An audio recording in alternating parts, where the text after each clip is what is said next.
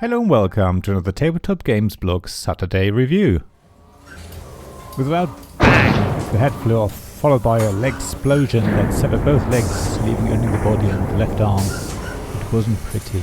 Yet, you knew you could turn it all around. There were still plenty of options. You just had to duck and dive and try and swap body parts with another robot to boost your own. You were sure that in the end, you would be a bots up. I know, the intro sort of sets the tone. Here's a really fun card battling game where pretty much every card you play will not only be an attack on the other robots in this battle, but will also deal damage to your own machine. The battle cards all have fun names that make it clear how devastating their effects are. There is leg-splosion, bodily harm, and execution, to name a few. The whole game comes as a deck of cards, plus a handful of damage tokens, which means it's really compact and can be taken with you pretty much anywhere. It's also pretty easy to teach and learn and plays very quickly, which makes it a great game to have with you pretty much all the time, because you never know when you might be able to teach it to someone new. Being a card game, there's a lot of randomness in Bots Up. When you first build your robot, you may not get all the body parts you need, and you may be very unlucky and end up with many low quality parts that won't resist much damage. However, that's not a problem, because you can get more parts during the battle, or even swap parts with other robots. There's also a lot of luck in the battle cards you use to heal your robot, launch attacks, swap battle cards with others, or carry out other actions.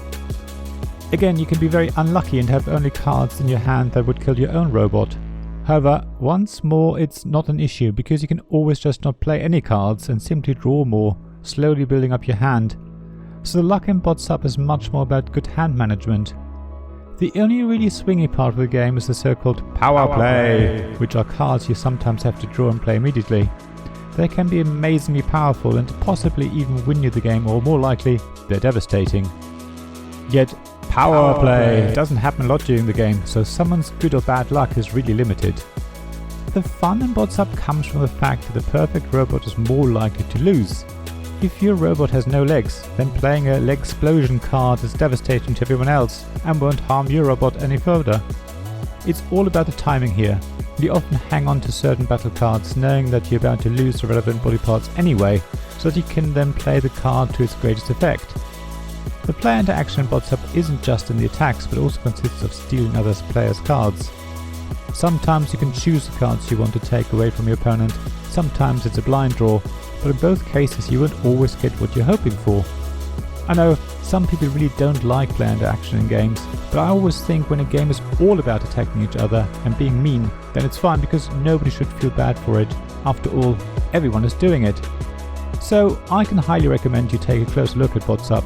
You can watch my unboxing video, link in the description below, to find out more about the components and cards. But I would say if you like a quick card battling game that's fun for all the family, then you can't go wrong with Bots Up. Also, Bots Up launches on Kickstarter on Tuesday the 15th of September. Again, there is a link in the description below. Thank you for listening to this Tabletop Games Blog Saturday Review podcast. Please check the description below for links mentioned in this episode, as well as to the written version of this article on the blog. If you enjoyed this episode, please subscribe, give us some stars, or leave a review. Please also tell your friends about me, and if you want to offer financial support, check out my Patreon and Ko-fi pages, links to which you'll find in the blog at tabletopgamesblog.com. So thank you again for listening, and I hope to see you again soon. This podcast was made possible by the generous help of my Patreon supporters: Royal Patron Sean Newman, Castle Guard David Miller, Dice Masters Alex Bardi, Paul Grogan, Robin Kay and James Naylor, and Shining Lights Sarah Reed, Tim Vernick, and We're Not Wizards.